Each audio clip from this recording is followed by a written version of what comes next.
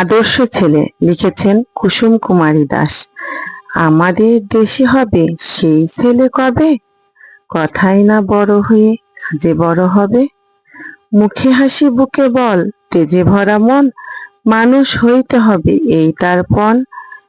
বিপদ আসিলে কাছে হও আগুয়ান, নাই কি শরীরে তব রক্ত মাংস প্রাণ। হাত পা সবারই আছে, মিছে কেন ভয়, চেতনা রয়েছে যার সে কি পড়ে রয়।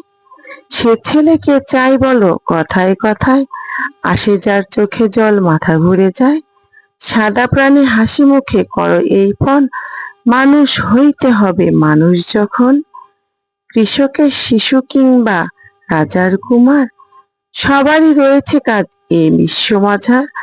হাতে প্রাণে খাটো সবে, শক্তি করো দান, তোমরা মানুষ হলে দেশের কল্যাণ।